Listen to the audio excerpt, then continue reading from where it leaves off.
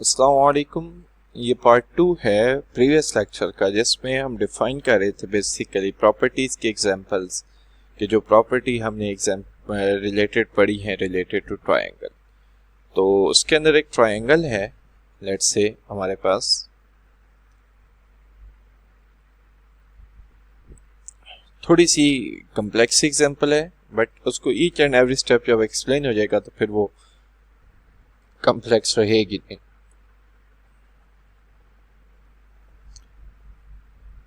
सो हमारे पास ये जो ऊपर वाला एंगल है ये है लेट्स से 70 डिग्री, ये वाला एंगल, और ये वाला जो एंगल है ये है लेट्स से x, और ये वाला जो एंगल है ये लेट्स से है 35 डिग्री। पहले हमें थोड़ा सा डाटा भी अंडरस्टैंड करना है। अच्छा, ये वाला जो एंगल है ये है लेट्स से y डिग्री या y फिलहाल, और ये वाला जो एंगल है ये है z। साइड्स के हवाले से कोई इंफॉर्मेशन नहीं है, अगर इक्वल होती हुई तो डेफिनेटली यहाँ दो लाइंस हमने ड्रॉ की होती। अब है बात क्या कि पहली जो ट्रायंगल है इनके नाम भी दिए जा सकते हैं, तो नाम दे भी देता हूं मैं ताकि हमें आसानी हो। ए, फिर बी, फिर सी, फिर डी एंड फिर ई। अब बात हो रही है ऊपर वाली ट्रायंगल की, पहली की, तो मैं लिख देता हूं कि फ्रॉम ट्रायंगल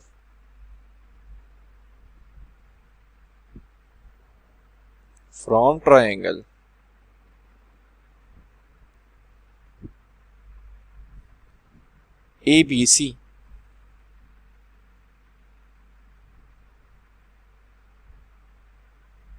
क्या बात है कि इस ट्रायंगल में ABC में 70 plus 35 and plus x is equal to 180 degree. अब हमारे पास x लेफ्ट भी रहेगा, 180 degree minus 70 degree and minus 35 degree. So 180 degree minus 70 degree it is equal to 110 degree and minus 35 degree. अब इसमें से अगर मैं 30 माइनस करता हूं तो ये 70 और 35 80 और 35 माइनस करता हूं तो 75 डिग्री, यानी जो एक्स एंगल है वो हमारे पास आ रहा है 35 डिग्री के बराबर, ये वाला। अब अगर ओवरऑल देखा जाए ना तो ये वो एफ अल्फाबेट बन रहा है, एफ अल्फाबेट।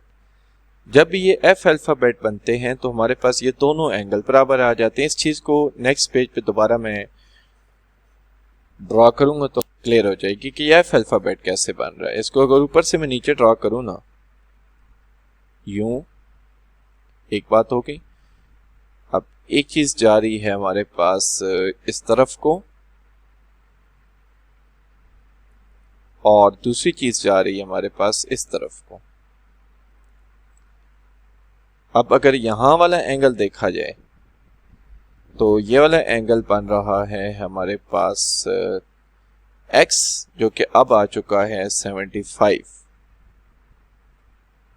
डिग्री, और ये वाला एंगल आ रहा है y। अब हम बात कर रहे हैं कि x और y दोनों आपस में बराबर होंगे, तो इनके लिए बात ये लिखी जा सकती है कि they are corresponding angle. So corresponding angle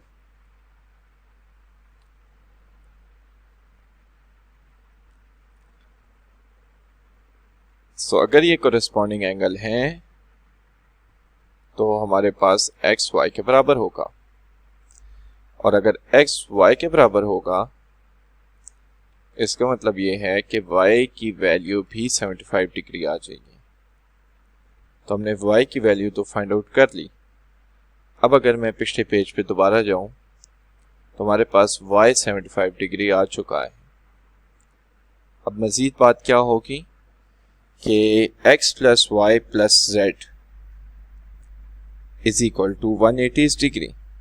again ये हमारे पास एक ही ट्रायंगल के एंगल्स आ रहे हैं, सो y जो होगा इस दफ़ा हमने उसको दोबारा 75 ही लेना है। अब बड़ी ट्रायंगल की बात हो रही है, लार्जर ट्रायंगल की, ABE की। तो ABE के हवाले से मैं यहाँ पे टाइटल भी दे देता हूँ कि triangle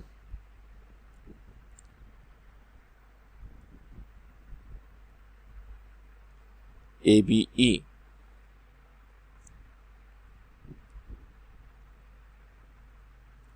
so 70 plus 75 and plus z is equal to 180 degree. अब अगर z को मैं लेफ्ट पे रहने दूं तो ये बन जाएगा 180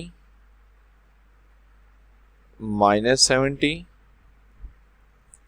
and minus 75 degree. So finally ये हमारे पास z is equal to 110 and minus 75 degree और z इज इक्वल टू आ रहा है 35 डिग्री के बराबर। तो हमारे पास जो अननोन वैल्यू z थी हमने डेफिनेटली वो भी फाइंड आउट कर दी। So z is equal to 35 degree. तो इसकी वैल्यू भी यहाँ मैं लिख देता हूँ कि हमने फाइंड कर ली 35 डिग्री। अब अगर ओवरऑल देखा जाए तो ये 70 है, ये 75 है और ये 35 है और ये बड़ी ट्रायंगल का हिस्सा है। अब बड़ी ट्रायंगल का अगर ये हिस्सा है तो इनका डेफिनेटली जो सम है वो भी 180 डिग्री के बराबर आएगा। For the sake of verification हम ये काम कर सकते हैं। तो देखते हैं कि क्या ये वाकई 180 डिग्री के बराबर आता है। सो 70 plus 75 and plus 35,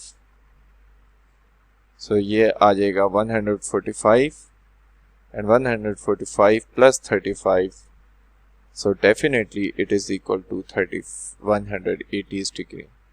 So that was the very complex example about the two properties।